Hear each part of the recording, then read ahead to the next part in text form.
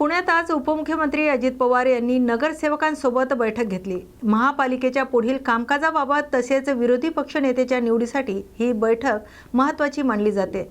महापालिकेत सध्या कोणत्याही एका पक्षाला सोबळावर विरोधी पक्ष नेते पदासाठी आवश्यक बहुमत मिळत नसल्याने इतर पक्षांचा पाठिंबा घेण्याबाबत चर्चा करण्यात आली। कोणासोबत युती किंवा समन्वय साधायचा यावर नगरसेवकांमध्ये चर्चा विनिमय झाला। तर सूत्रांच्या माहितीनुसार तिसऱ्या क्रमांकाचा मोठा पक्ष असलेल्या काँग्रेससोबत तसेच स्वीकृत नगरसेवकांच्या पाठबळावर विरोधी पक्ष नेतेपदाचा दावा मजबूत होऊ शकतो अशी शक्यता व्यक्त केली जाते। या बैठकीमुळे पुणे महानगरपालिकामधील राजकीय हालचालींना वेग आला असून येत्या काळात विरोधी पक्ष नेतेपदावर नेमका कोण दावा सांगतो याकडे सर्वांचं लक्ष लागलंय। येवला शहरात हिंदू सूर्य म्हणून ओळखले जाणारे महाराणा प्रताप सिंह यांच्या पुण्यतिथीनिमित्त त्यांच्या पुतळ्यांना पुष्पहार अर्पण करून अभिवादन करण्यात आले। या कार्यक्रमाला शहरातील विविध मान्यवर पदाधिकारी आणि नागरिक उपस्थित होते। यावेळी उपस्थित वक्त्यांनी महाराणा प्रताप सिंह यांच्या शौर्य, स्वाभिमान, पराक्रम आणि मातृभूमीसाठी दिलेल्या बलिदानाचा गौरव केलाय। अन्यायाविरुद्ध अखेरपर्यंत झुंज देणारे, स्वराज्य आणि स्वाभिमानासाठी संपूर्ण आयुष्य वेचणारे महान योद्धे म्हणून महाराणा प्रताप सिंह यांचं स्मरण करण्यात आले। कार्यक्रमात बोलताना महाराणा प्रताप सिंह यांच्या जीवनातून आजच्या तरुणांनी प्रेरणा घ्यायला हवी, त्यांच्या विचाराचा वारसा पुढे न्यावा असं मत मान्यवरांनी व्यक्त केले। शहरातील स्वर्गवासी मोतीसिंग परदेशी माजी नगराध्यक्ष यांच्या ह्या चौकामध्ये महाराणा प्रताप सिंह ज्यांचा जन्म मेवाड तालुका राजस्थानमध्ये 9 मे 1940 रोजी झाला। त्यांनी त्यांचं कार्य म्हणजे खरोखर वाचण्यासारखं आहे आणि जोपासण्यासारखं आहे। महाराणा प्रताप सिंह यांनी जी लढाईमध्ये अतिशय उत्कृष्ट अशी कामगिरी केलेली आहे।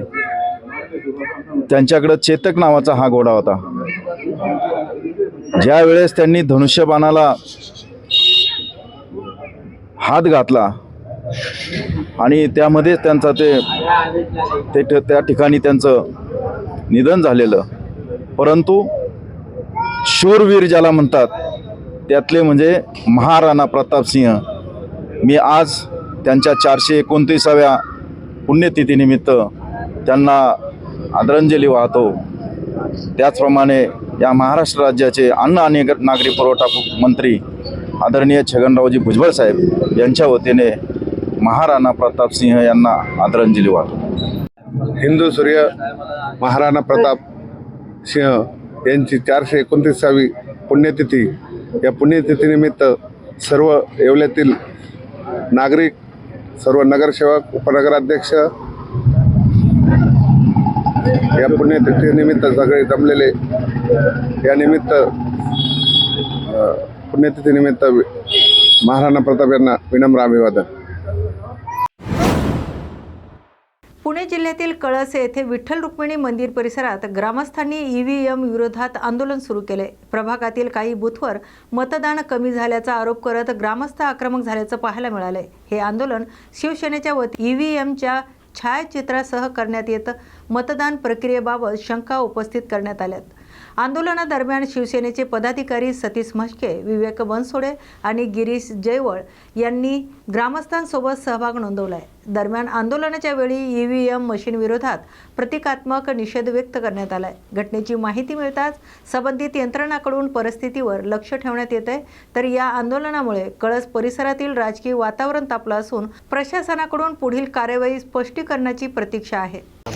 या ठिकाणी आम्ही रिपब्लिकन सेना आणि शिवसेनेच्या वतीने प्रभाग क्रमांक 1 कळस धारूरी लोगो या ठिकाणी मोठ्या प्रमाणामध्ये ईव्हीएमच्या विरोधात जन आंदोलन केलेलं आहे। सदर आंदोलन हे ईव्हीएम हटाव आणि बॅलेट पेपरवरती निवडणूक झाली पाहिजे यासाठी आम्ही या ठिकाणी केलेलं आहे। आपल्याला सर्वांना माहिती की काही ठिकाणी अनुक्रमांक बदलले गेलेले, जसे अ ब क पाहिजे तर काही ठिकाणी ड पासून सुरुवात झाली। काही ठिकाणी स्वतः निवडणूक अधिकारी हे दाखवत होते की तुम्ही कुणाला कसं मतदान करा आणि कमळालाच मतदान करा, ही प्रक्रिया दाखवते। काही ठिकाणी मशीनमध्ये बटन दबलं तर ते जाम होत होतं आणि बटनाचं डायरेक्टली कमळाला जात होतं. काही ठिकाणी मशीनीची सिरीज आणि ज्यावेळेस मतदान मोजणी होती त्यावेळेसची सिरीज ह्यामध्ये तफावत दिसून आलेली. आणि ज्यावेळेस मतदान मोजणी चालू होती त्या मोठ्या प्रमाणात EVM हॅकिंगचा प्रकार सुरू असलेलं अनेकांना निदर्शनास आलेलं आहे. कारण कुठंतरी एक हॅकर बसलेला आहे, त्यांनी सर्व्हर पूर्ण हायजॅक करून त्या ठिकाणी मताची आकडेवारी पूर्णपणे बदलून निकाल पलटी केलेला आहे. आणि ह्या विरोधात आम्ही या ठिकाणी जन आंदोलन केलेलं आहे की बाबा EVM हटाव, देश बचाव. आणि जोपर्यंत EVM हटत नाही तोपर्यंत लोकशाही मार्गाने निवडणूक प्रक्रियेमध्ये सहभागी घेतलेला प्रतिनिधी निवडून येणार नाही. त्यांना जो प्रतिनिधी निवडून हवा आहे तोच प्रतिनिधी निवडला जातो, जो हॅकिंगमार्फत निवडला गेलेला आहे. तो लोकशाही मार्गे मतदानाद्वारे निवडला गेलेला नसतो. असा प्रतिनिधी जो इथं राहत नाही, ज्याचं नाव माहिती नाही, जो गाव माहिती नाही, अशा प्रतिनिधीचं लोक देखील सरप्राईजमध्ये आहेत की बाबा या ठिकाणी ह्यांना आम्ही ओळखतो, ह्यांना आम्ही मत दिलं आहे, हे निवडून नाही आले आणि हॅकिंगद्वारे जो निवडून आलेला आहे. त्याच्यामुळे या हॅकिंगच्या प्रकाराचा आम्ही निश्चित करतो आणि निवडणूक आयोगाला सांगतो की तुमची जी भ्रष्ट यंत्रणा आहे ती तुम्ही सुधारा, अन्यथा रस्त्यावरची लढाई मोठ्या प्रमाणात लढावी लागेल आणि ह्या प्रकारे न्यायालयात देखील आम्ही दाद मागणार आहोत. मैं कॉमन जनता की तरफ से बोल रही हूँ कि हम कॉमन जनता हैं. मैं आशा परदेसी इसी एरिया में रहती हूँ, कलश एरिया में. गए 25 सालों से यहाँ रह रही हूँ और सतीश बाबू को हम 25 सालों से ही जानते हैं. पहले हमारे कुछ और थे, जब सतीश बाबू मस्की आए उन्होंने हमारे लिए बहुत किया है, बहुत किया. मतलब कि जो काम मुश्किल थे वो भी इन्होंने कर किए हमारे लिए. पद पे ना होते से भी हमारे लिए दिन रात, मतलब रात को 12 बजे भी उनका दरवाज़ा बजाते हैं तो वो हमारे लिए खड़े रहते हैं हमेशा. इस बार की जो वोटिंग की जो चर्चा चल रही है वो सत्य है. इसमें कोई भी जो भी मत लड़ रहा है, मैं एक बताती हूँ, अगर हम इतने टाइम से मीडिया में देखते हैं, मतलब पूरी हिंदुस्तान बीजेपी के खिलाफ है, पूरा हिंदुस्तान बीजेपी के खिलाफ होने के बावजूद भी ये सब कैसे हो जाता है. एक बंदा आता है, एक उम्मीदवार आता है, वो सीधा खड़े होकर बोलता है कि मैं आपको चैलेंज कर रहा हूँ, मैं ही जीत के आऊँगा. उसने ये भविष्यवाणी कैसे कर ली. अगर जरूरत पड़ी तो मैं नाम भी लूंगी, मैं भी नाम नहीं लूंगी. जहां जरूरत पड़ेगी मैं उनका नाम भी ले सकती हूँ. बस मेरा इतना ही कहना है, जो भी है सब कुछ पारदर्शी होना चाहिए, कुछ भी पर्दे के पीछे नहीं होना चाहिए. ये सब गलत है. ये बिल्कुल गलत है क्योंकि हमारा एरिया पूरा लवारिश, आज 15 सालों से लवारिश पड़ा है. जब से सतीश बाबू मस्के गए हैं हमारे इस एरिया में कोई भी नहीं है. हमारा यहाँ का चाहिए, हमारे ही एरिया का बंदा चाहिए. ऐसा नहीं वो किसी और एरिया में जाते हैं, हम वहाँ अपना भाड़ा भर के हम वहाँ नहीं जाने वाले कि उनको मिलने के लिए जाएं, क्योंकि वो उसके बाद पहले तो हमारे आगे हाथ जोड़ते हैं, फिर हमें उन्हें जोड़ने पड़ते हैं. पहले वो 2 चरणों में ये होते हैं, पहले वो हमारे चरण पकड़ेंगे फिर हम उनके चरण पकड़ेंगे. ये हालत हो जाती है बाद में. नमस्कार, मी गिरीश जयवळ बोलतोय, शिवसेना उपाध्यक्ष धानोरी लोगाव कळस प्रभाग 1 मित्र पॅनल हेड आहे. जे काय मतदान इथं झालेलं आहे आणि ज्या प्रकारे मतदान झालं, ज्याच्यामध्ये EVM मशीन्स खराब होत्या, आम्हाला न सांगता EVM मशीन बदलल्या गेल्या. आम्ही अधिकाऱ्यांना दाखवून दिलं आहे की तुम्ही मशीन का बदलताय. हे करत असताना तुम्ही सगळ्या उमेदवारांना कळवलं का, कुठल्याही पक्षाचं असून दे, पण हे अधिकारी स्वतःच्या मर्जीने EVM मशीन बदलत होते. बऱ्याच नागरिकांनी आम्हाला सांगितलं की EVM मशीनचे बटन दबत नाहीयेत. जर हे मशीनचे बटन दबत नव्हते तर अधिकारी त्यांना सांगत होते की तुम्ही दुसरं बटन दाबा. बरं, आम्हाला काय म्हणतात, न्यायालयामध्ये गेल्यानंतर तुमच्याकडे आहे ना तथ्य लागतात, तुमच्याकडे पेपर लागतात. आम्ही काय म्हणतो, आम्हाला निवडणूक आयोगाने दाखवून द्यावं की VVPAT का नव्हतं, हे जे बटन दाबले गेले आहेत हे ग्राह्य कसे पकडावे, आम्ही हे नंबर्स आम्ही ग्राह्य कसे पकडावे. अहो, सामान्य जनता, सर्व पक्षांची लोक आज ओरडतायत की EVM मशीन खराब होत्या, EVM मशीन बदलल्या गेल्या. म्हणजे सामान्य माणूस या जनतेचा, या देशाचा नेता आहे, या देशाचा ओनर आहे, या देशाचा तो मालक आहे, तो आज ओरडतोय रस्त्यावर बसून EVM मशीन जाळतोय. तर निवडणूक आयोगाचं कर्तव्य आहे, त्यांनी आम्हाला पटवून दिलं पाहिजे की निवडणूक ग्राह्य कशी होती, योग्य प्रकारे कशी केली गेली. आम्हाला असं रस्त्यावर सोडून नाही दिलं पाहिजे. ही लोकशाही आहे आणि याच्यासाठी आम्ही उद्या पत्रकार भवनमध्ये पत्रकार परिषद घेतोय. तिथे सर्व पक्षाच्या लोकांना आम्ही बोलवतोय. सर्व पक्षाच्या लोकांनी, सामान्य जनतेने तिथं यावं आणि आपला आक्रोश व्यक्त करावा. नाही तर देश लोकसत्ताक म्हणायचा कसा, हा आमचा प्रश्न आहे. आज आपल्याला या ठिकाणी सांगतो की हे जे आंदोलन केलेलं आहे, आज डॉक्टर बाबासाहेब आंबेडकरांनी आपल्याला देशामध्ये लोकशाही आणली, संविधान आणलं आणि त्या लोकशाहीच्या माध्यमातून, संविधानाच्या माध्यमातून प्रत्येकाला मतदानाचा अधिकार दिलेला आहे. आज जर डॉक्टर बाबासाहेब आंबेडकर जिवंत असते तर त्यांनी ही EVM मशीन यंत्रणा लावून दिली असती का? कदापि लावून दिली नसते. कारण त्यांना सरळ मार्गाने आणि जनतेमधून लोकप्रतिनिधी निवडावा ही त्यांची अपेक्षा होती, मग तो कुठल्याही जातीचा असो, धर्माचा असो. परंतु आज हे जे राज्यकर्ते आहेत, हे जे प्रशासक आहेत, यांनी पूर्णपणे त्यांच्या संविधानाला हरताळ फासण्याचं काम या ठिकाणी केलं आहे. EVM मशीन आज जगात देशामध्ये कुठेही बघा की EVM मशीनवर प्रत्येक ठिकाणी काही ना काही ताशेरे ओढले जातात, त्याच्याविषयी विरोधात बोललं जातं. कारण EVM मशीन बाहेरच्या देशांनी सुद्धा बॅन केलेली आहे. बाहेरचे देश EVM मशीन बॅन करतात आणि आपल्या देशामध्ये EVM मशीन लागवली जाते. आज जर तुम्ही बॅलेट पेपरवर जर इलेक्शन घेतलं तर निश्चितच हा निकाल तुम्हाला वेगळा दिसला असता. आज आमच्या कळस, धानोरी, लोहगाव प्रभागामध्ये आम्ही एवढ्या चांगल्या प्रकारे शिवसेनेच्या आणि रिपब्लिकन सेनेच्या माध्यमातून कॅम्पेन राबवलं, घरोघरी जाऊन लोकांच्या गाठीभेटी घेतल्या, लाडकी बहीण योजनेचं सगळं महत्त्व पटवून सांगितलं, आरोग्य धन योजनेचं महत्त्व पटवून सांगितलं आणि लोक मागच्या लोकप्रतिनिधींना प्रचंड कंटाळलेले होते. असं असताना आम्हाला अपेक्षा होती की आम्ही कुठल्याही परिस्थितीत आमचा पॅनल निवडून येईल, निदान आम्ही त्यांच्या बरोबरीपर्यंत जाऊ एवढी अपेक्षा होती. परंतु पूर्ण अपेक्षाभंग ह्या EVM मशीनमुळे आणि या प्रशासनामुळे झालेला आहे. तर या प्रशासनाचा, या निवडणूक आयोगाचा आम्ही या ठिकाणी धिक्कार करतो आणि हे आंदोलन इथून पुढच्या कालावधीमध्ये आणखी तीव्र केलं जाईल अशी ग्वाही या निमित्तानं देतो.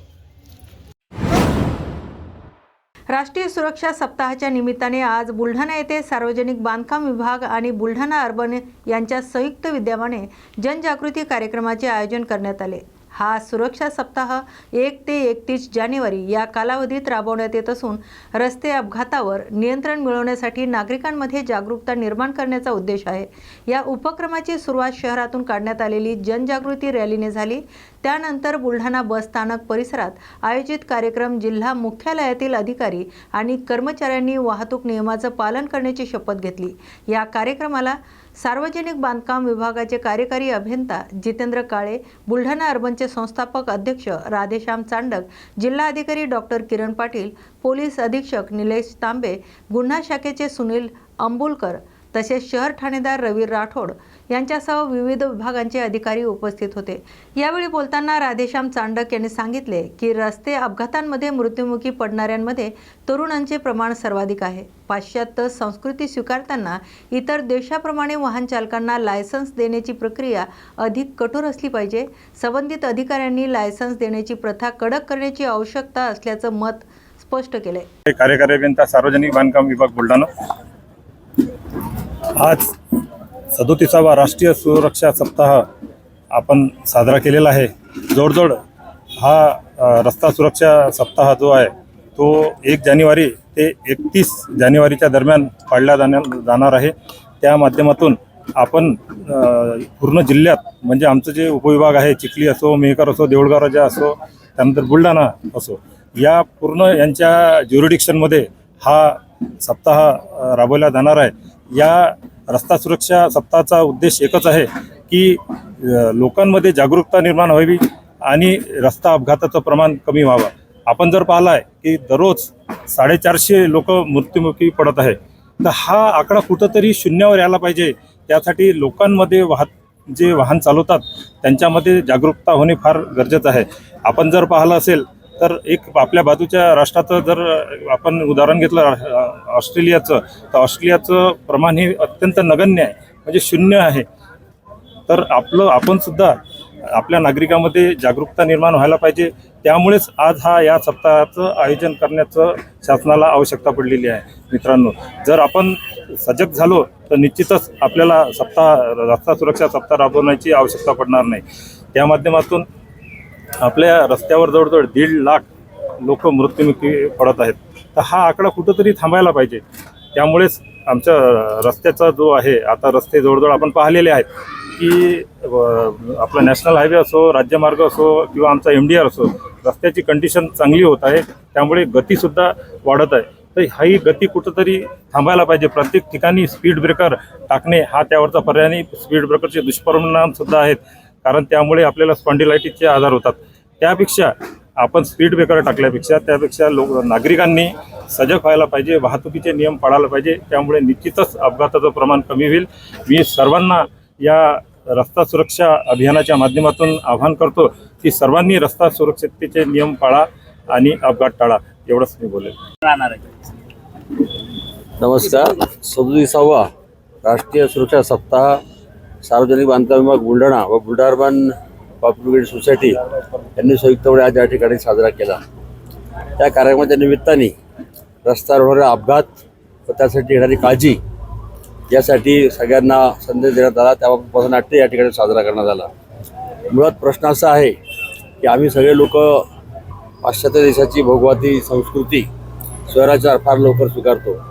पण पाश्चात्य देशामध्ये जी लायसन देण्याची प्रथा आहे तिचा स्वीकार आम्ही करत नाही. त्या ठिकाणी सहजासहजी लायसन मिळत नाही. आमच्या इथे सहज लायसन मिळते आणि त्यामुळे रोज वर्तमानपत्रात होणारे अपघात आपण वाचतो. आजही मी बघितले की आज 11 तरुण मुलं महाराष्ट्रामध्ये मोटरसायकल आपल्या आणि कारच्या अपघातामध्ये गेलेले आहेत. याला जशी ती मुलं कारणीभूत आहेत तसे आम्ही सुद्धा प्रशासन त्याला तितकं जबाबदार आहे.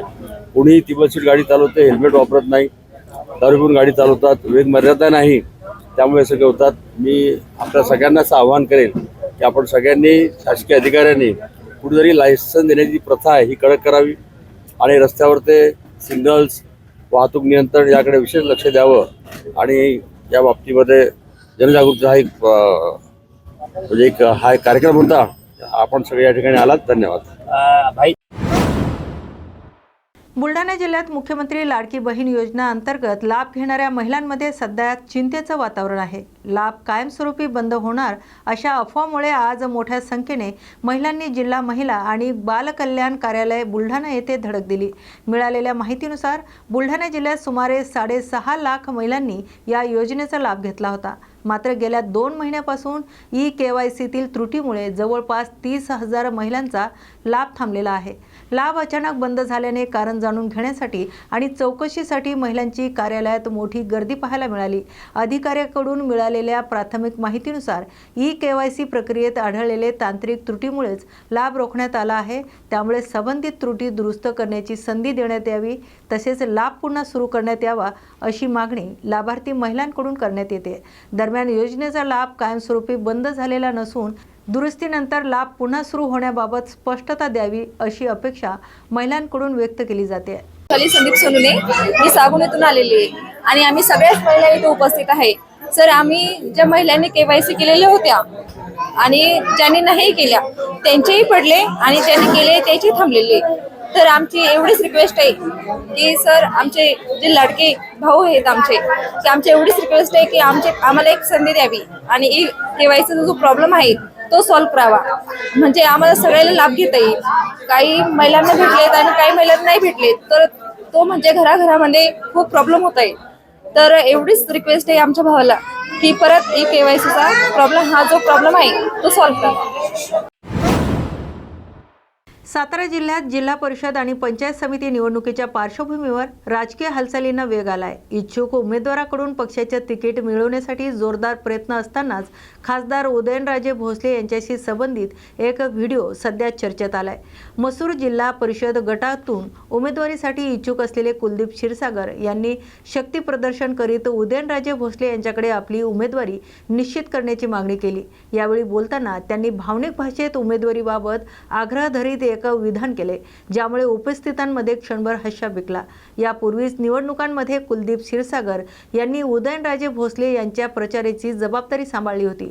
तसेच मागील विधानसभा निवडणुकीत कराड उत्तर मतदारसंघातून उमेदवारीचा विचार असतानाही उदयनराजे यांच्या शब्दाला मान देत त्यांनी उमेदवारी मागे घेतल्याचं सांगितलंय. या संवादाचा व्हिडिओ सध्या सोशल मीडियावर मोठ्या प्रमाणावर व्हायरल होतोय. निवडणूक वातावरणात त्याची चर्चा होते, मात्र उमेदवारीबाबत अंतिम निर्णय अद्याप झालेला नसल्याचं समजतंय.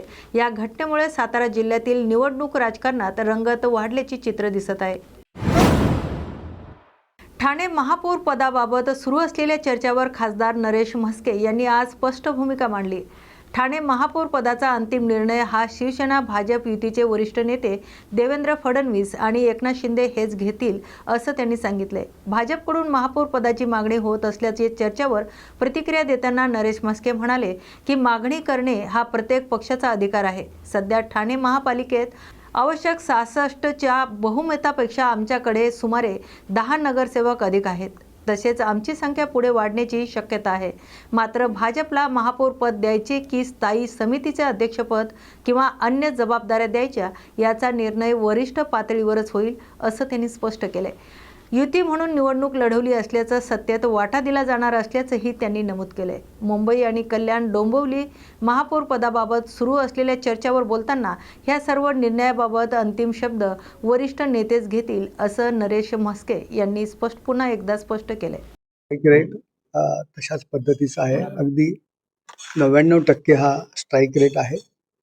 हे बघा, भाजपाने ही मागणी केलेली आहे.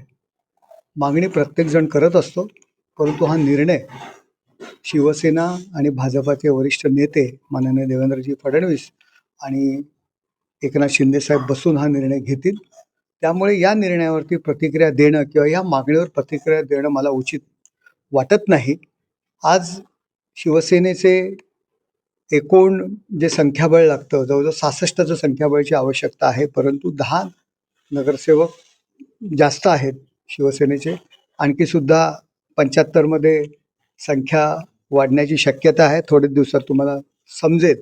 परंतु याविषयी भाजपला काय द्यायला पाहिजे, महापौरपद द्यायला पाहिजे का, स्थायी समिती सभापतीपद द्यायला पाहिजे का, उपमहापौरपद द्यायला पाहिजे, कुठली समिती द्यायला पाहिजे, पूर्णपणे एकनाथ शिंदेसाहेब आणि देवेंद्रजी बसून हा निर्णय घेतील. पण एकीकडे जी मागणी होती की मुंबईमध्ये महापौरपद आणि ठाकरे विचार आणि ठाकरेंची जागा निवडून आलेल्या आहेत त्यांना कुठेतरी शोध देण्याकरता एकनाथ शिंदेंना महापौरपद द्यावं अशी मागणी देखील शिवसेनेतून जोर धरू लागली. त्याच पार्श्वभूमीवरती मग ठाणे, कल्याण, डोंबिवली, उल्हासनगरमध्ये सत्तेमध्ये वाटा आम्हाला का देऊ नये असं भाजप म्हणतं. सत्तेमध्ये तर वाटा हा दिलाच जाणार, कारण युती म्हणून आम्ही लढलेलो आहे. आजही मी या क्षणाला कायम आहे की ठाण्यामध्ये सत्तेमध्ये वाटा भारतीय जनता पार्टीला दिला जाणार, यात कुठल्याही प्रकारची शंका नाही. पण तेही म्हणतात की आम्हाला वाटा दिलं जाईल हे निश्चित आहे. पण जसं जागा वाटपामध्ये सन्मानजनक किंवा समाधानकारक जागा दिल्या नाही, तशी जर दिले नाही तर आम्ही विरोधी बाकावर बसायला तयार आहोत. हे बघा, त्यांची भूमिका जी काय आहे त्याबद्दल मी प्रतिक्रिया देणं मला उचित वाटत नाही. परंतु आमची भूमिका आहे की एकत्र लढलो आणि आत्तापर्यंतचे यापूर्वीसुद्धा आम्ही शिवसेना, भाजप, महायुती म्हणून ठाणे महापालिकेत सत्ते होतो, कल्याण डोंबिवली महानगरपालिकेमध्ये सत्तेमध्ये होतो आणि युतीची जी काही तत्व आहेत, युतीचं जी काही फॉर्मॅलिटीज आहे त्या पद्धतीने नक्कीच त्यांना सत्तेमध्ये वाटा मिळेल. आपल्याला काय वाटतं, महापौरपद हे भाजपला द्यावं का ठाण्यामध्ये? महापौर पद मला वाटतं की मला मिळावं. अर्थात महापौर पद कुणाला आवडणार नाही, महापौर पद प्रत्येकाला आवडेल, परंतु निर्णय हा त्या ठिकाणी एकनाथ शिंदेसाहेब आणि देवेंद्रजी घेतील. कुठेतरी मुंबईचा जो विषय येतोय की महापौरपद तिथं अगदी कमी जागा असतानाच शिवसेनेला मिळेल किंवा मिळावं अशी मागणी, म्हणून इथलं जी मागणी मी तुम्हाला हेच ती मागणी सांगतो, रास्त वाटते का? मी तुम्हाला हेच सांगतोय की महापौर पद हे प्रत्येकाला वाटतं आम्हाला मिळावं आणि त्या पद्धतीने जर भाजपला वाटत असेल किंवा मुंबईत आम्हाला वाटत असेल तर काय चुकीचं आहे, परंतु निर्णय हा वरिष्ठ नेते घेतील. कल्याण डोंबिवली झालं, उल्हासनगर झालं. उल्हासनगरमध्ये तर दोन्ही एकमेकांच्या विरोधामध्ये होता. तिकडे जागा समसमान आलेल्या आहेत. वंचित बहुजन आघाडीचे 2 नगरसेवक आणि अपक्ष नगरसेवक शिवसेनेने त्यांच्या गळ्याला लावले, म्हणजे आपण गळ्याला लावलेले आहेत, आपल्यासोबत होते. तिथे आपण महापौर बसवायला चाललेले आहेत. पण मुंबईच्याच धर्तीवरती तिकडे देखील भाजप जी आहे सत्तेमध्ये वाटा मागते. 2.5 वर्ष महापौर पद, 2.5 वर्ष स्टँडिंग कमिटी, कल्याण डोंबिवली, उल्हासनगरमध्ये. मला नाही वाटत की अजून काही बोलणी सुरू झालेली आहेत की ह्या सगळ्या ज्या प्रसिद्धीकरता आलेल्या बातम्या आहेत, कल्याण, डोंबिवली, उल्हासनगर, या संदर्भात हे ते मागतायत, ते हे मागतायत, अशी कुठेही बोलणी अद्याप सुरू झालेली नाही. तुम्हाला कुठून बातमी आली कल्पना नाही. बहुतेक संजय राऊतांचा तुम्ही सकाळी ऐकून अशा पद्धतीचे आम्हाला प्रश्न विचारताय. ठाण्यामधल्या बाबतीमध्ये निरंजन डावखरे स्पष्ट ठाण्याच्या बोलले. बाबतीत निरंजन डावखरेंनी प्रतिक्रिया दिली हे तुमच्याकडनं मला आता समजतंय. त्यांनी मागणी केलेली आहे, देणं ना देणं हे वरिष्ठ नेते निर्णय घेतील. काल जी बैठक झाली रवींद्र चव्हाणांची आणि एकनाथ शिंदेची, त्यामध्ये देखील या बाबतीमध्ये या 4 विशेष करून मुंबई, ठाणे, कल्याण डोंबिवली आणि उल्हासनगर याच्या महापौरांनी स्टँडिंग कमिटीवर चर्चा झालेली आहे. ती चर्चा साधारणपणे पुढे सरकलेली आहे का किंवा आपल्याला काय माहिती? चर्चा काय झाली हे दोघांनी तुम्हाला सांगितलं का? दोघांनी पत्रकार परिषद घेतली का, की नक्की कशावर चर्चा झाली? त्यामुळे कदाचित येणाऱ्या जिल्हा परिषद आणि पंचायत समिती निवडणुका संदर्भात सुद्धा चर्चा झाली असेल. पण केवळ संजय राऊत सकाळी काहीतरी बडबडतात म्हणून त्यानुसार शिवसेना भाजप युतीमध्ये आलबेल नाहीये, ही मागणी आहे, ती मागणी आहे, अशा पद्धतीच्या बातम्या चालवणे मला योग्य वाटत नाही. सर, ठाणे शहरामध्ये शिवसेनेचे वर्चस्व आहे. या ठिकाणी शहरामध्ये आता शीळ ते वडवली, भाजप वाढवली असे दिवसणारे बॅनर लावले. तुमच्याकडून महायुतीचे आभार आहे. हे बघा, जवळ देखील तुम्ही त्याचा अर्थ दिवसणारे असं समजताय. आम्ही त्याचा अर्थ की आमचा मित्र पक्ष 23चे 28 झाले, आम्हाला आनंद आहे, युती म्हणून आम्ही लढलो. त्यामुळे अर्थ घेण्यावरती, अर्धा ग्लास जेव्हा भरलेला असतो किंवा अर्धा ग्लास भरलेला आहे हे बोलणं हे पॉझिटिव्ह असतं आणि अर्धा ग्लास रिकामा आहे हे बोलणं निगेटिव्ह असतं. आम्ही पॉझिटिव्ह पद्धतीने आम्ही याचा विचार करतो. त्यामुळे त्या बॅनरमुळे आम्हाला आमच्यावर काही परिणाम होईल, युतीमध्ये काही परिणाम होईल असं मला अजिबात वाटत नाही. परंतु वारंवार भाजप बॅनर लावते, नमो भारत नमो ठाणे. आता अरे नमो भारत बॅनर लावलं तर हरकत काय? पण नमो ठाणे त्यात उल्लेख होता. अहो आता ते ठाण्यामध्ये तर भारतीय जनता पार्टी असेल, भारतीय जनता पार्टीचा पक्ष आहे, तो नमो शिवसेना भाजप नाही लिहिणार, ते नमो भारतच लिहिणार. त्यामुळे त्या प्रत्येकाला उद्या वंचित आघाडीचा जर बॅनर लागला तर आम्हाला त्याच्याबद्दल कशाला ऑब्जेक्शन असणं गरजेचं आहे. त्यामुळे अशा पद्धतीचे बॅनर लावल्यावरनं युतीमध्ये काही फरक पडणार नाही. युती अगदी भक्कम आहे. युती अगदी अभेद्य आहे, तुम्हाला काही दिवसात कळेल. मुंबईचा महापौर हा महायुतीचाच बसेल असा विश्वास त्यांनी व्यक्त केलाय. भाजपने महापौर पदाची मागणी केली असल्यास ती करण्याचा त्यांचा अधिकारही असल्याचं त्यांनी सांगितलंय. मात्र महापौर पद कोणाकडे जाणार याबाबत अंतिम निर्णय हा युतीतील वरिष्ठ नेते घेतील असं त्यांनी स्पष्ट केलंय. युतीमध्ये सर्व काही आलबेल असल्याचं सांगत प्रत्येकाला आपले मत मांडण्याचा अधिकार असल्याचं नरेश म्हस्के यांनी म्हटलंय.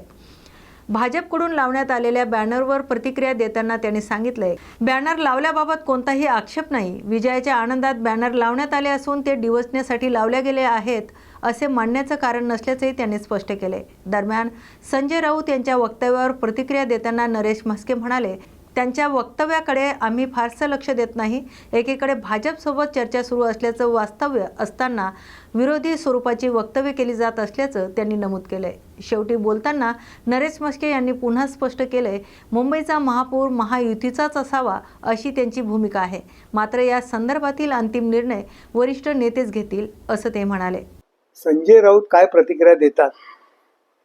संजय राऊतांची अवस्था आत्याबाईला मिशा असतात तर अशी अवस्था त्यांची झालेली आहे.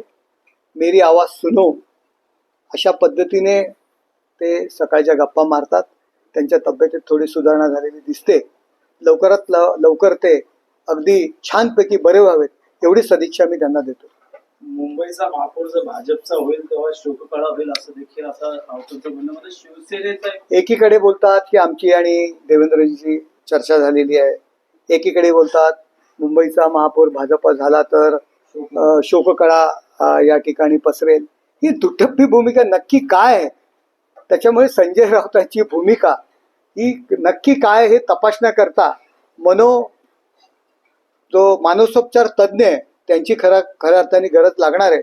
एकाच प्रेसमध्ये दोन वेगवेगळी द्विअर्थी भाषा बोलतात, दोन संदर्भ त्या ठिकाणी व्यक्त करतात. त्यामुळे आत्याबाईला मिशा असल्या तर अशी परिस्थिती संजय राऊतांची झालेली आहे. तर शिंदे भाजपचे नगरसेवक फोडण्याचा प्रयत्न करत आहे. मुंबईत देखील होऊ शकते. एकनाथ शिंदे लोहपुरुष आहे, अमित शहा खांद्यावरती घेऊन फिरत असतात. संजय राऊत काय प्रतिक्रिया देतात यावर प्रतिक्रिया देणे मला उचित वाटत नाही. संजय राऊतांच्या अशा कमेंट्समुळे शिवसेना भाजप युतीमध्ये काहीही फरक पडणार नाही. त्यांनी अशा भांडणं लावण्याची जी काही प्रकार आहेत कुडमुड्या ज्योतिषी याप्रमाणे ते कुडमुड्या ज्योतिषी प्रमाणे जी काही संदर्भ देत आहेत त्यावर लक्ष देण्याची गरज नाही. शिवसेना भाजप महायुतीचा महापौर कल्याण डोंबिवली महानगरपालिकेमध्ये आम्ही युती म्हणून लढलेलो आहोत आणि त्या ठिकाणी शिवसेना भाजपा महायुतीचा महापौर त्या ठिकाणी होईल. आता भाजप म्हणते की आमचा महापौर ठाण्यात असावा, कल्याण डोंबिवलीला असावा. सर्वकडे आता प्रत्येक नेत्याला वाटतं की आमचा महापौर त्या पक्षाचा की आमचा पक्षाचा असावा. त्या पद्धतीने भाजपच्या नेत्यांना वाटत असेल तर त्याच्यामध्ये चूक काय? ॲज अ पक्ष म्हणून त्यांना वाटत असेल. मलाही वाटतं की सर्वत्र ठिकाणी आमचा महापौर असावा म्हणून ते शक्य आहे का? शेवटी निवडून आणणारे जे नगरसेवक आहेत त्यांच्या संख्येवरती महापौर ठरतो आणि पक्षाचे नेते जो निर्णय घेतात त्यावरती महापौर ठरतो. देवेंद्रजी, एकनाथ शिंदे साहेब जो निर्णय घेतील तो आम्हाला मान्य असेल. मुंबईचा महापौर बसावा असं वाटतं का आपल्याला? मुंबईचा महापौर आमच्या महायुतीचा बसावा हे वाटतं. शताब्दी महोत्सव आहे बाळासाहेब ठाकरे. हे बघा, प्रत्येकाला वाटतं. मी शिवसेना जरी खासदार असो तरी मी शिवसैनिक आहे आणि मला मुंबईत काय सर्वत्र ठिकाणी शिवसेनेचा महापौर बसावा असं मला वाटतं. परंतु शेवटी वाटणं आणि कृतीत येणं यामध्ये जमीन आसमानचं अंतर आहे. भाजपचे नेते वरिष्ठांना भेटणार आहे महापौर पदासाठी, तुमचं देखील वरिष्ठांशी काय चर्चा झाली का? हे बघा आमच्याकडे आमचे वरिष्ठ जो निर्णय घेतात तो आम्हाला मान्य असतो, त्यामुळे एकनाथ शिंदे साहेब जो निर्णय घेतील तो आम्हाला मान्य असेल. तर बाळासाहेबांचं शताब्दी वर्ष आहे. या शताब्दी वर्षात कितके वर्ष मुंबईचा महापौर हा शिवसेनेचा असलेला ह्या वर्षात असावा अशी अपेक्षा आहे. शिवसेना आणि भाजपचा महायुतीचा महापौर होईल. युबीटी म्हणजे काय बाळासाहेब ठाकरे नाही आहे. खऱ्या अर्थाने बाळासाहेबांच्या विचारांचा पक्ष म्हणून या महाराष्ट्राने एकनाथ शिंदे साहेबांच्या नेतृत्वाला मान्यता दिलेली आहे. नगरपंचायतांच्या निवडणुका असतील, विधानसभेच्या निवडणुका असतील, आता महानगरपालिकेच्या निवडणुकीमध्ये कौल आम्हाला दिलेला आहे.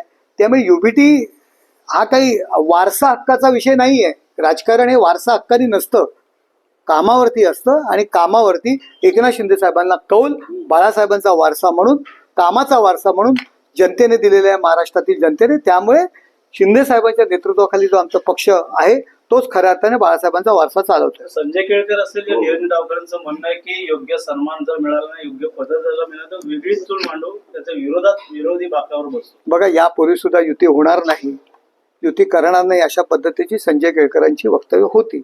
पण त्यांनी त्यांचा पक्ष म्हणून त्यांची भूमिका आहे. त्यांच्या भूमिकेवरती मी ऑब्जेक्शन घेणारा कोण? त्यांच्या मतांवरती मी ऑब्जेक्शन घेणारा कोण? निर्णय हे नेते घेत असतात आणि नेते निर्णय घेतील. नवी मुंबईची जबाबदारी तुमच्यावर दिली होती, मात्र पाहिलं प्रताप सरनाईक यांना मीरा रोड मध्ये कुठे अपयश मिळालं आहे. काही कमी प्रमाणात नगरसेवक हे बघा अशा पद्धतीचा विषय नाहीये. या ठिकाणी खासदार म्हणून आमच्या सगळ्यांची जबाबदारी आहे. ज्या ठिकाणी आमच्या जागा आम्हाला कमी मिळाल्या असतील त्याचा नक्कीच आम्ही अभ्यास करू आणि आमची परिस्थिती कशी सुधारता येईल यावरती आम्ही एकत्र बसून निर्णय घेऊ. त्यामुळे कोणाची एकट्याची जबाबदारी नाहीये, आमच्या सगळ्यांची एकत्र जबाबदारी. आता गणेश नाईक नेहमी म्हणत आले की टांगा पलटी, घोडे फरार करू, लापता करू, थेट शिवसेनेचे. हे बघा नवी मुंबईमध्ये 10 जागा सुद्धा येणार नाहीत अशा पद्धतीने काही लोकांची वक्तव्य होती. आज 42 जागा, 40% या एकूण जागांपैकी 40% जागा आम्ही त्या ठिकाणी निवडून आलेलो आहोत. 12 ते 13 जागा आमच्या काही चुकांमुळे गेलेल्या आहेत. थोडंसं आम्ही एकाच घरातील काही उमेदवार दिले वगैरे अशा छोट्या मोठ्या आमच्या ज्या चुका आहेत त्याच्यामुळे गेलेल्या सत्तेच्या जवळपास आम्ही गेलो होतो. त्यामुळे 10 जागा येणार म्हणत होते, आज 42 जागा आलेल्या आहेत. नवी मुंबईकर जनतेने शिवसेनेला कौल दिलेला आहे, एकनाथ शिंदे साहेबांच्या नेतृत्वाला कौल दिलेला आहे. त्यामुळे कशा पद्धतीने संघटन वाढवता येईल याकडे आम्ही नक्कीच पाहू. दोन्ही ठाकरे बंधूंना ठाण्यामध्ये घवघवीत यश मिळणार होतं बोलले होते, मात्र असं कोण म्हणालं? तुम्ही देखील काही मी गेल्या निवडणुकीच्या आधी 1 आठवडा अगोदर सर्व मीडियासमोर मी सांगितलेलं की त्यांना 0 जागा मिळतील आणि ती परिस्थिती शक्य झाली. एकच आकडा आला, 1 आकडा फक्त त्यांना मिळाला. +2 -2 असंही मी म्हणालो होतो. 1च जागा त्यांना मिळाली. त्यामुळे मनसे नसती तर त्यांना 20 जागांवरती युबीटीला उमेदवार सुद्धा उभे करता आले नसते. मनसे होती म्हणून काही ठिकाणी त्यांनी उमेदवार उभे केले. त्यामुळे त्यांची अवस्था काय आहे ही आपण पाहिलेली आहे. चला ओके. पण ज्या ठिकाणी महत्वाची लढत होती, सगळ्यात लढती ह्या महत्वाच्या असतात.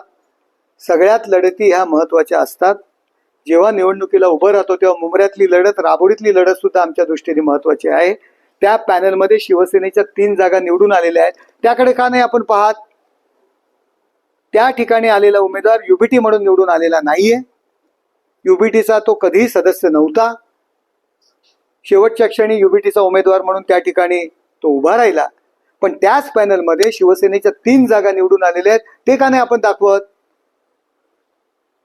तर शेवट महापौर कोणाचा असेल ठाण्यामध्ये? महापौर शिवसेना, भाजपा, महायुतीचा असेल. छत्रपती संभाजीनगरमध्ये विधान परिषदेचे विरोधी पक्षनेते अंबादास दानवे यांनी आज पत्रकार परिषद घेऊन विविध राजकीय मुद्द्यांवर भूमिका मांडली.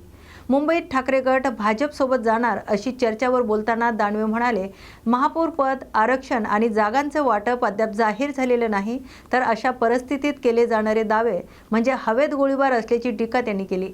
कल्याणमध्ये ठाकरे गटाचे नगरसेवक गायब असल्याच्या आरोपांवर त्यांनी स्पष्ट केले, सर्व नगरसेवक उद्धव ठाकरे यांना भेटले असून ते गायब झाले नाहीत, तर काही नगरसेवकांना धमक्या आणि प्रलोभने दिले जात असल्याचाही आरोप त्यांनी केलाय.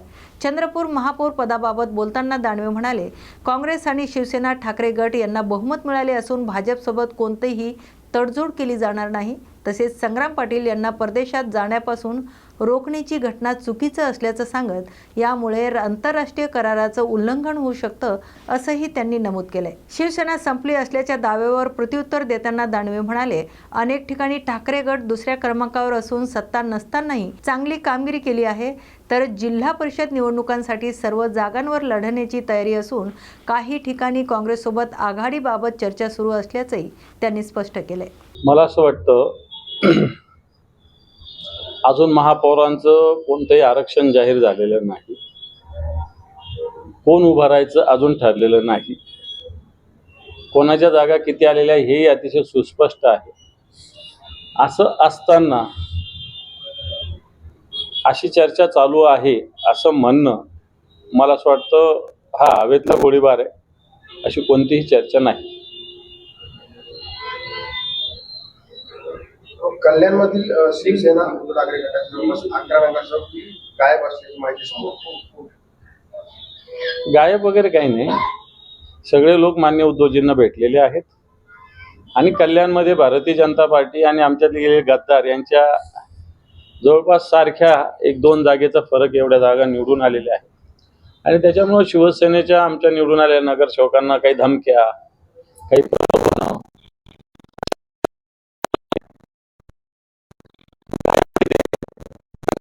कल्याणमध्येच आहेत, परंतु जनतेसमोर नाही एवढं नक्की. चंद्रपूरमध्ये जो आमचा महापौर आम्ही त्याच्यासोबत जायला तयार आहे. आता तुमच्या पक्षात जिल्हाध्यक्ष आहे, मात्र मंगळवारमध्ये आम्ही विरोधात करतो त्यांच्यासोबत आहात.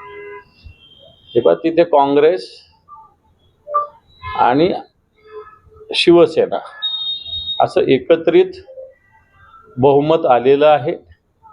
त्यामुळं शिवसेना सुद्धा महापौर पदासाठी कोणत्याही पक्षाशी अशा पद्धतीनं विचाराशी तडजोड करणार नाही. भारतीय जनता पार्टीशी तर मुळीच नाही. तुमच्या तरी त्यांचा व्हिडिओ समोर आलेला आहे. काल पैशांची उधळण झालेली आहे त्यांच्यावर. पैसे उधळले कार्यकर्त्यांवर. माझ्या पाहण्यात आलं नाही. त्यांचा जल्लोषाचा तो प्रकार असेल, पण तो अशा पद्धतीनं पैसे उधळणं कधीही कोणीही कोणत्याही जल्लोषात चूक आहे. त्यांच्या एमआयएमच्या महानगरपालिका यशानंतर त्यांनी आता जिल्हा परिषद निवडणुकीमध्ये उतरण्याचा निर्णय घेतलेला आहे. तिकडे देखील नशीब आजवणार आहे. उभा आधी राहिलेले ते नगरपालिकेला उभे होते ते. त्याच्यामुळं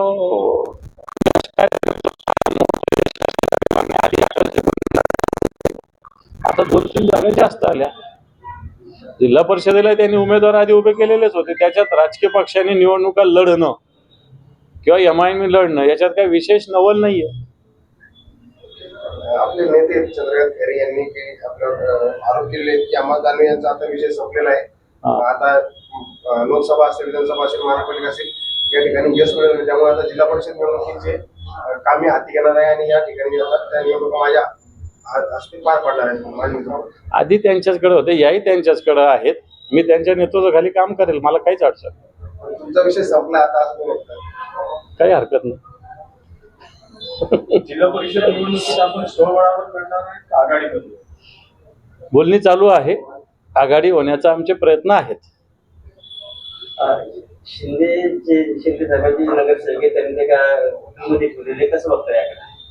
मला वाटतं मी सांगितलेलं आहे की उद्धव साहेबांकडून निवडून आलेले नगरसेवक मातोश्रीवर येतात आणि यांचे नगरसेवक ताजलँडमध्ये जातात.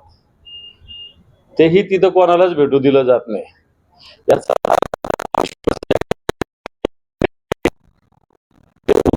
त्यांच्या मनात आहे, म्हणून अशा पद्धतीनं कृत्य केलं जात असावं. डॉक्टर संग्राम पाटील यांना परदेशात जाण्यापासून रोखण्यात आलेलं आहे. लुकआउट सिरियल नोटीस त्यांच्या अद्यापर्यंत नाही, त्यामुळे त्यांना इमिग्रेशन विभागाने रोखलेलं आहे. खरं तर चूक आहे. मी त्यांची माहिती घेतली. त्यांचा पासपोर्ट हा युकेचा आहे, भारताचा नाही आहे. ते आपल्या भारताचे नागरिक नाही आहे तसे. आणि त्याच्यामुळं अशा पद्धतीनं जर त्यांना रोखलं गेलं तर मला वाटतं भारत आणि UK या देशादरम्यानचे जे काही नियम कायदे असतात त्याचं पालन भारताचं हा विभाग करत नाही असा त्याचा अर्थ होईल. मला नाही वाटत जास्त वेळ त्यांना इमिग्रेशन विभाग थांबवू शकेल.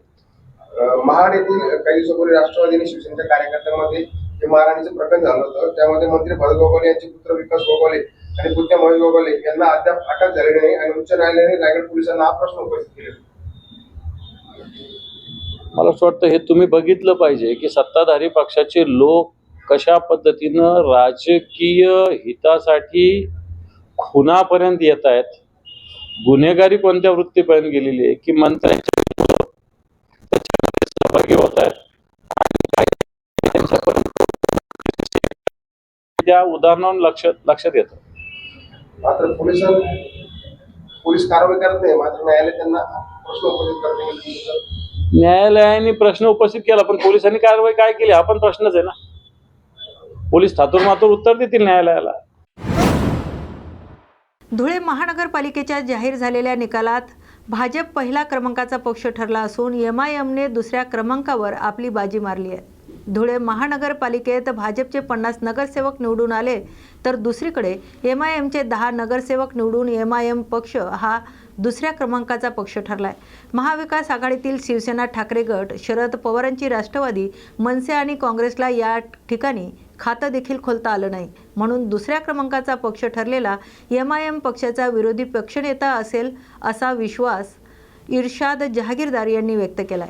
भाजपकडून सत्ता स्थापन केली जाणार असून दुसरीकडे MIM कडून देखील विरोधी पक्षात आम्ही बसणार असून पुढील 5 वर्षात जनतेचा आवाज उठवण्याचे काम आम्ही सभागृहात आणि सभागृहाच्या बाहेर करणार आहोत. तसेच विकास कामासाठी समान निधी आणि कामाचा उत्कृष्ट दर्जा हाच आमचा अजेंडा असेल, अशी प्रतिक्रिया इर्शाद जहागीरदार यांनी व्यक्त केली. महापालिकेच्या निवडणुकीच्या रणधुमाळी संपली, निकाल जाहीर झाला. MIM दुसऱ्या क्रमांकाचा पक्ष ठरलाय. काय सविस्तर? सर्वप्रथम MIM पार्टी धुळे महापालिकेत दुसरा नंबरचा पक्ष ठरलाय. त्याचं श्रेय मी पार्टीचे राष्ट्रीय अध्यक्ष असदुद्दीन ओवैसी साहेब, अकबरुद्दीन ओवैसी साहेब, इम्तियाज जलील साहेब यांना देतो.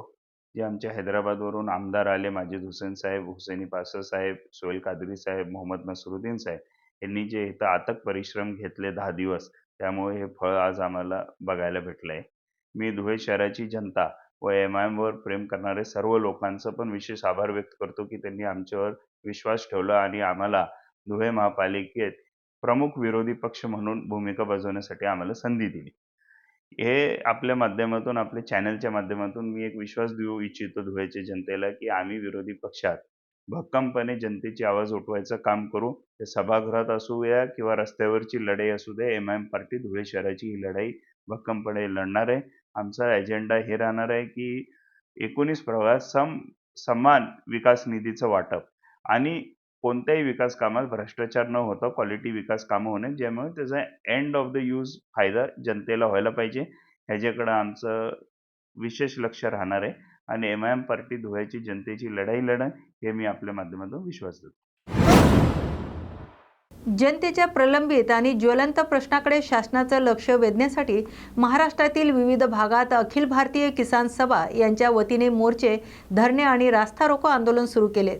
त्यांच्या आंदोलनाचा एक भाग म्हणून आज 19 जानेवारी 2026 रोजी नाशिक जिल्ह्यात चांदवड मनमाड महामार्गावर रास्ता रोको आंदोलन करण्यात आले. अखिल भारतीय किसान सभा नाशिक जिल्हा कमिटी आणि चांदवड तालुका कमिटीच्या वतीने चांदवड कृषी उत्पन्न बाजार समितीसमोर असलेल्या महामार्गावर सुमारे अर्धा तास वाहतूक रोखून हे आंदोलन करण्यात आले. शेतकरी आणि नागरिकांच्या विविध मागण्या अद्याप प्रलंबित असल्याने त्या पूर्ण होत नाहीत तोपर्यंत आंदोलन सुरूच राहील असा इशारा यावेळी देण्यात आलाय.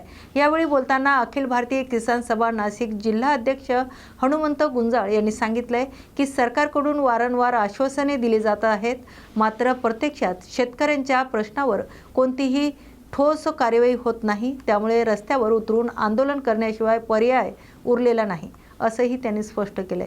या आंदोलनात सुमारे 500 ते 600 महिला आणि पुरुष मोठ्या संख्येने सहभागी झाले होते.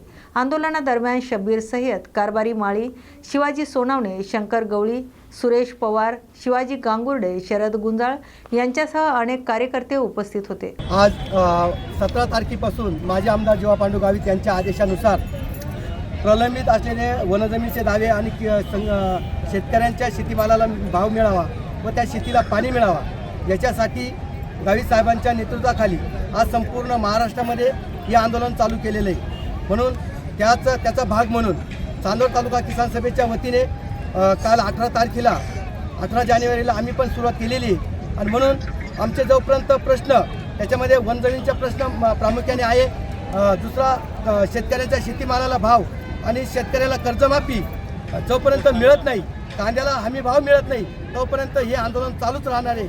आणि आमचा आंदोलनाचा जर प्रश्न मार्गी लागला नाही तर आम्ही इथून पायी लॉंग मार्च काढून जिल्हाधिकारी कार्यालय आम्ही जाणार नाही. तर त्याची शासनाने नोंद घ्यावी. म्हणून आम्ही या सगळ्या गोष्टी शासनाने याची नोंद घ्यावी एवढंच आम्ही सांगतो. जर शासनाने याची नोंद घेतली नाही हे संपूर्ण आंदोलन तीव्र होईल. सातारा जिल्हा परिषद आणि पंचायत समिती निवडणुकीच्या पार्श्वभूमीवर महायुतीतील अंतर्गत मतभेद पुन्हा समोर आलेत. मंत्री शंभूराज देसाई यांचे भाजप आमदार जयकुमार गोरे यांच्या डबल पॅकेज या वक्तव्यावर थेट सवाल उपस्थित केलाय. शंभूराजे देसाई म्हणाले की महायुतीसाठी बैठक बोलवण्याचा पुढाकार घेण्याचे आवाहन करण्यात आले होते. त्यानुसार जिल्ह्यातील आमदार आणि खासदारांना निमंत्रण देण्यात आले. मात्र भाजपचे आमदार आणि मंत्री उपस्थित न राहिल्याने आश्चर्य व्यक्त केलं जात आहे. एकीकडे युतीबाबत भूमिका मांडायची आणि दुसरीकडे बैठकीदरम्यानच मतदारसंघाविषयी वक्तव्य करायचे हे योग्य नसल्याचं त्यांनी सांगितलंय. डबल पॅकेज म्हणजे नेमकं काय हे जयकुमार गोरे यांनी स्पष्ट करावे अशी मागणी करत देसाई म्हणाले की अशा कोणत्याही पॅकेजला त्यांच्या मतदारसंघातील जनता भुलणार नाही. पाटण मतदारसंघात मोठ्या संख्येने कार्यकर्ते शिवसेनेत असल्याचा दाखला देत पॅकेजची भाषा येथे लागू होत नसल्याचंही त्यांनी नमूद केले. महायुतीचा धर्म पाळण्याचा प्रयत्न सुरू असल्याचं सांगत सहकारी मंत्र्यांकडून होणारे वक्तव्य योग्य नसल्याचं देसाई यांनी स्पष्ट केलंय. युतीतील अंतर्गत चर्चानंतर पक्षाची अधिकृत भूमिका लवकरच जाहीर केली जाईल असंही त्यांनी संकेत दिले. मात्र त्या बैठकीला तुम्हीच एकटे उपस्थित होता, बाकीचे मंत्री भाजपचे कोणी आलेले नव्हते. काय बैठकीत चर्चा झाली, नेमकं काय? नाही, ही वस्तुस्थिती आहे. कारण जिल्हा परिषद पंचायत समितीच्या सातारा जिल्ह्यातल्या निवडणुकी संदर्भात महायुती करायची असेल तर पालकमंत्र्यांनी पुढाकार घ्यावा आणि पालकमंत्र्यांनी बैठक बोलवावी, आम्ही त्या बैठकीला जाऊ, असं भारतीय जनता पक्षाचे जिल्ह्याचे नेते सन्मान्य मंत्री महोदय श्रीमंत शिवेंद्रसिंह राजे भोसले हे या ठिकाणी बोललेले होते. आणि त्यानुसार मी जिल्ह्यातले आटीचे आटी आमदार महायुतीचे आणि दोन्ही माननीय खासदार यांना बैठकीचं रितसर निमंत्रण 2 दिवसापूर्वीच दिलेलं होतं. आणि मुद्दामून रविवार आहे, सुट्टीचा वार आहे, कुठल्याही मंत्री महोदयांना आमदार महोदयांना कुठल्या बैठका किंवा इतर काही महत्त्वाची कामं नसतात म्हणून रविवार गाठून आजच्या बैठकीचा दिवस निवडलेला होता. परंतु आजच्या बैठकीला आम्हालाही आश्चर्य वाटलं की भारतीय जनता पक्षाचे आमदार आणि दोन्ही मंत्री जिल्ह्यात असूनसुद्धा बैठकीकडे कुणी आलेलं नव्हतं. माननीय आमदार महेश शिंदेसाहेब आणि मी आम्ही दोघंही बैठकीला वेळेमध्ये हजर होतो. भारतीय जनता पक्षाकडनं केवळ त्यांचे माजी जिल्हा अध्यक्ष धैर्यशील कदम यांना त्यांनी पाठवलेलं होतं. आणि त्यामुळं धैर्यशील कदम साहेबांनी स्पष्ट सांगितले की निर्णय आम्हाला आमच्या मंत्री महोदयांना आमदारांना विचारून घ्यावा लागेल. या बैठकीत आम्ही महायुती बाबतीतला काही निर्णय घेऊ शकत नाही. त्यामुळं एवढं त्यांनी सांगितल्यानंतर मग बैठकीत इतर कुठली चर्चा झाली नाही. एवढ्यावरच या ठिकाणी बैठक थांबली. पण पाठीमागच्या वेळचा सुद्धा हाच अनुभव आहे. नगरपालिकेच्या निवडणुका जेव्हा झाल्या जिल्ह्यामध्ये तेव्हासुद्धा कुणी म्हणायच्या अगोदर मी स्वतः पालकमंत्री आहे जिल्ह्याचा म्हणून सर्व मान्य आमदार खासदार महोदयांना बैठकीसाठी निमंत्रित केलेलं होतं. पण त्यावेळीसुद्धा भारतीय जनता पक्षाचे कुठलेही मंत्री महोदय आले नाहीत. फक्त जिल्हाध्यक्ष आमदार अतुल बाबा भोसले आले होते आणि त्यांनी पण त्यावेळी असंच सांगितलं की दोन्ही मंत्री महोदयांना भारतीय जनता पक्षाच्या जिल्ह्यातले मला विचारावं लागेल, त्यांच्याशी चर्चा करतो आणि पुन्हा बैठक आपण घेऊ. त्यामुळे ह्या दोन्ही वेळचा अनुभव पाहिला किंवा विशेषतः आताच्या आज झालेल्या जिल्हा परिषद पंचायत समिती निवडणुकीच्या अनुषंगानं महायुती संदर्भातल्या चर्चेचा जर अनुभव पाहिला तर भारतीय जनता पक्षाकडनं बिलकुल प्रतिसाद मिळालेला नाही.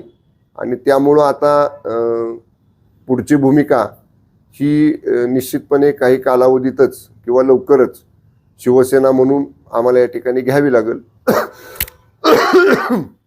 आम्ही जिल्ह्यातले सर्व जिल्हा प्रमुख संपर्क प्रमुख आम्ही जे निवडणूक प्रभारी नेमलेले आहेत जिल्ह्यामध्ये ते सर्वजण आम्ही याबाबतीत चर्चा करू आणि आमची पुढची भूमिका ठरवू. साहेब, आज तुम्ही आता बैठकीबद्दल सांगितलं. आपण बैठकीला भाजप नेत्यांना आणि महायुतीतील नेत्यांना आमंत्रित केलं होतं, मात्र ते आले नाही. परंतु आज भाजपच्या मुलाखती सुरू होत्या साताऱ्यातच. त्या ठिकाणी मंत्री शिवेंद्रराजे भोसले असतील, मंत्री जयकुमार गोरे असतील, हे होते. आणि याच दरम्यान जयकुमार गोरेंनी एक वक्तव्य केलंय, पालकमंत्री कोणीही असेल आपल्याला फरक पडत नाही, पाटणमध्ये विशेष लक्ष दिलं जाईल, विशेष पॅकेज दिलं जाईल निवडणुकीमध्ये, अशी भाषा केलेली आहे. काय म्हणाले आपण? आता बघा, एका बाजूला म्हणायचं महायुती करायला पालकमंत्र्यांनी पुढाकार घ्यावा, पालकमंत्र्यांनी बैठक बोलवावी, आणि इकडं बैठक चालू असताना तिकडं अशा पद्धतीचं युतीमधल्याच एका जबाबदार मंत्र्यांनी वक्तव्य करायचं. आणि हे तर योग्य नाही ना. पालकमंत्री कुठे असू द्या, आपल्याला फरक पडत नाही. म्हणजे हे वक्तव्य हे जयकुमार गोरे मान्य मंत्री महोदयांनी जरी केलं असलं तरी फरक पडतो का नाही पडत पाटण विधानसभा मतदारसंघामध्ये, एवढ्यापुरतं मी आता बोलेन. मी जिल्ह्याचं बोलत नाही, कारण ते माझ्या मतदारसंघापुरतं बोललेत. ठीक आहे, आपण आता घोडे मैदान लांब नाही. मला त्यांच्यासारखं अहमपणाची किंवा असं डोक्यात सत्ता गेल्यासारखी भाषा मला करायची नाही, मी करणारही नाही. त्यांनी किती डबल पॅकेज द्यायचंय, किती पॅकेज द्यायचंय, आता पॅकेज म्हणजे नेमकं काय हे एकदा मान्य जयकुमार गोरे साहेबांनी सांगावं. कारण जेव्हा एक मंत्री महोदय उघड माध्यमांसमोर निवडणुकीतल्या पॅकेजची भाषा करतात तेव्हा निश्चितपणे हे पॅकेज म्हणजे काय हे एकदा त्यांनी स्पष्ट करावं. पण असल्या कुठल्याही पॅकेजला माझ्या 261 पाटण विधानसभा मतदारसंघातली जनता कधी भाळणार नाही, त्याला भुलणार नाही. आणि विकास कामावरती केंद्रबिंदू ठेवून आजपर्यंत माझ्या मतदारसंघातल्या लोकांनी, मतदारांनी मतदान केलेलं आहे. 35,000 मतांच्या मताधिक्यानं मला या ठिकाणी लोकांनी निवडून दिलेलं आहे. एवढंच नाही तर पाटणकरांच्या गटातनं या वर्षात म्हणजे पाटणकरांनी भारतीय जनता पक्षामध्ये प्रवेश केल्यानंतर त्यांच्या गटातल्या 102 गावातल्या 1966 प्रमुख कार्यकर्त्यांनी जाहीरपणाने शिवसेनेत प्रवेश केलेला आहे. त्यामुळं अशी पॅकेजची भाषा मंत्री महोदय जयकुमार गोरेंची ही माझ्या मतदारसंघाला बिलकुल लागू होणार नाही. साहेब, एकतर परवा त्यांनी सुद्धा विधान केलं की सातारा जिल्ह्याचा पालकमंत्री कोण असेल ते असेल, पण फलटणचे पालकमंत्री हे रणजित निंबाळकर आहेत. तुमच्यावर त्यांचा सरळ सरळ रोष दिसतोय. पाटण मतदारसंघाकडे त्यांनी त्यांचा मोर्चा सध्या वळवलेला आहे. आपण बघितलं की वाईमध्ये ते लक्ष घालतायत, तसंच पाटणमध्ये सुद्धा घालतायत. साहेब, तुम्हाला घेरण्याचा प्रयत्न होतोय, कशा पद्धतीने आपण सामना करायला? कसं आहे, आम्ही महायुती धर्म पाळण्याचा निश्चितच प्रयत्न करतोय. पण जर समजा असं जाणीवपूर्वक आमच्याच महायुतीमधले एक जबाबदार मंत्री मंत्रिमंडळातल्या आपल्याच सहकारी मंत्र्यांच्या संदर्भामध्ये आणि विशेषतः जे संविधानिक पद आहे पालकमंत्री या संदर्भामध्ये जर जयकुमार गोरे साहेब पालकमंत्री कुणी असला तरी अमुकच हितला पालकमंत्री आहे अशा पद्धतीचं जर वक्तव्य करत असतील तर निश्चितपणे त्यांचं वक्तव्य त्यांना लकलाभ हो. त्या ठिकाणची जनता, त्या ठिकाणचे शिवसैनिक आणि जिल्ह्यातले शिवसैनिक या वक्तव्याला लोकशाही मार्गानं येणाऱ्या जिल्हा परिषद पंचायत समिती निवडणुकीत उत्तर देतील. साहेब, पण गेल्या 2 दिवसापूर्वी तुम्ही या ठिकाणी एक बैठक घरी घेतली होती. रामराजे नाईक निंबाळकर असतील, नितीन पाटील असतील, त्याचबरोबर मकरंद पाटील असतील, राष्ट्रवादीला कुठेतरी सोबत घेऊन, आणि तुम्ही एक वेगळ्या पद्धतीनं आता ZP असतील पंचायत समितीला सामोरे जात आहे, आणि त्याचा परिणाम म्हणून बीजेपी कडून अशा पद्धतीनं आता तुम्हाला वेगळं तुमचं खच्चीकरण करण्यासाठी हे केलं जाते असं वाटतं? नाही, असं काही नाही. बघा, माननीय रामराजे साहेब, मकरंदाबा, माननीय नितीन काका, आम्ही एकत्र बसलो. माझ्या घरी चहा पाणी झालं, चर्चा झाली. बैठक असं ती नव्हती. आम्ही एकत्र केवळ बसलो, चर्चा केली. आता केवळ आमच्या 3-4 एकत्र येण्यानं जर एवढ्या टोकाची भूमिका आमचेच एक मित्रपक्ष जर समोर या ठिकाणी घेत असतील तर आता आपणच सगळ्यांनी त्याचा विचार केला पाहिजे की नुसतं एकत्र बसण्यामुळं जर एवढा परिणाम होत असेल तर समजा अशा पद्धतीची युती जर झाली तर मग काय होईल. त्यामुळे मी आता काय त्याच्यावर भाष्य करणार नाही. शिवसेना म्हणून आम्ही निश्चितपणे आजच्या बैठकीच्या अनुषंगानं जी काही चर्चा झाली त्या बाबतीत आमचे सर्व जिल्हा प्रमुख, आमचे संपर्क प्रमुख, आमचे सर्व निवडणूक प्रभारी आम्ही आजच रात्री बसू किंवा उद्या सकाळी बसू आणि आमच्या पक्षाची भूमिका आम्ही उद्या सकाळपर्यंत स्पष्ट करू. असं विधान केलं की स्वतःच्याच राज्यात नगरसेवक लपवून ठेवायची वेळ येत असेल तर राज्यातील कायदा व सुव्यवस्था किती ढासळलेली आहे हे एकनाथ शिंदेंनी देवेंद्र फडणवीसांना दाखवून दिले असं म्हणतात. राऊतांना एवढा मोठा झटका मुंबई महानगरपालिकेत मिळाल्यानंतर सुद्धा जर त्यांची अशीच वक्तव्य म्हणजे मला सर्व ज्ञान आहे, मी सर्वज्ञानी आहे अशा पद्धतीचे असेल तर ते दुर्दैव आहे. हे बघा, नवीन निवडून आलेले नगरसेवक एकत्र येणं, निवडून आल्यानंतर त्यांची पहिली बैठक घेणं, त्यांना कामकाजासंदर्भामध्ये, पक्षाच्या शिस्ती संदर्भामध्ये, पक्षाचे मुख्य नेते म्हणून काही सूचना करणं, काही मार्गदर्शन करणं, याच्यासाठी ते नगरसेवक एकत्र एका ठिकाणी आलेले आहेत. कुणालाही अशा पद्धतीनं एकत्र डांबून ठेवलं ही जी भाषा राऊतांचे असं झालेलं नाही. जसं राऊत म्हटलेत ना की ताज लँडसेंडमध्ये संध्याकाळी मी जेवायला जाणार आहेत, राऊतांनी जरूर तिथं जेवायला जावं. त्यांना त्या ठिकाणी चित्र स्पष्ट दिसेल की तिथं नगरसेवक हे केवळ पक्षाच्या बैठकीच्या निमित्तानं एकत्र जमलेले आहेत. असं कुणालाही डांबून ठेवण्याची आवश्यकता शिवसेनेला नाही. शिवसेनेचे मुख्य नेते आदरणीय एकनाथजी शिंदे साहेबांच्या नेतृत्वाखाली निवडून आलेले नगरसेवक असतील, आमदार असतील, खासदार असतील, मंत्री असतील, आम्हा सगळ्यांचा पूर्ण विश्वास हा मुख्य नेते आदरणीय एकनाथजी शिंदे साहेबांच्यावर आहे. तेवढाच विश्वास आदरणीय शिंदे साहेबांचा आमच्या सगळ्यांवर आहे. त्यामुळं असं कुठंही कुणाला डांबून ठेवलेलं नाही. बाळासाहेब ठाकरेंच्या जन्म एकनाथ शिंदे यांनी भाजपच्या घशात मुंबई घातली, त्यांना दान केली. याच्याबद्दल बाळासाहेब ठाकरे कधीही माफ करणार नाहीत एकनाथ शिंदेना असं म्हटले. अहो 2019ला तुम्ही राऊत काय केलं होतं? 2019च्या विधानसभेच्या निवडणुकीला महायुती म्हणून आम्ही निवडून आलो, आपण सगळे आम्ही निवडून आलो, तुम्ही सुद्धा त्या निवडणुकीमध्ये होता. मग त्यावेळी ती युती तोडून ज्यांना आयुष्यभर कधी वंदनीय शिवसेना प्रमुख हिंदुहृदय सम्राट स्वर्गीय बाळासाहेब ठाकरे साहेबांनी जवळ केलं नाही, करणार नाही भविष्यात सुद्धा असं स्पष्ट केलं, अशांच्या मांडीवर तुम्ही जाऊन बसला. नुसतं मांडीवर नाही जाऊन बसला, त्यांच्या रिमोट कंट्रोलवर तुम्ही चालला. ते काय होतं? तो माननीय वंदनीय हिंदुहृदय सम्राट शिवसेना प्रमुख स्वर्गीय बाळासाहेब ठाकरे साहेबांच्या विचाराशी गद्दारी नव्हती का? प्रतारणा नव्हती का? त्याचं आधी उत्तर द्या. आम्ही तर नॅचरल अलायन्स जो शिवसेना भारतीय जनता पक्ष म्हणजे कमळ आणि धनुष्यबाण हा जो 30 वर्षापूर्वी स्वर्गीय वाजपेयी साहेबांनी स्वर्गीय बाळासाहेब ठाकरे साहेबांनी केला आहे, तोच अलायन्स घेऊन ही महानगरपालिका निवडणूक लढलोय. याच्या आधी सुद्धा वंदनीय बाळासाहेब ठाकरे साहेब असताना शिवसेना आणि भारतीय जनता पक्ष मुंबई महापालिकेची निवडणूक युती म्हणूनच लढलेले आहेत, शिवसेना आणि धनुष्यबाण म्हणूनच लढलेले आहेत. ह्याच्यापेक्षा वेगळं आम्ही काही केलेलं नाही. उलट जे वेगळं घडलं ते 2019ला संजय राऊतांच्या राजकारणामुळे घडलं आणि त्याचे परिणाम आज उभाटाला भोगायला लागतात. आजच्या ताज्या घडामोडीमध्ये आपण येथेच थांबतोय. नव्या अपडेट्ससाठी पाहत राहा न्यूज मराठी 24/7. नवा भारत, नवा विचार.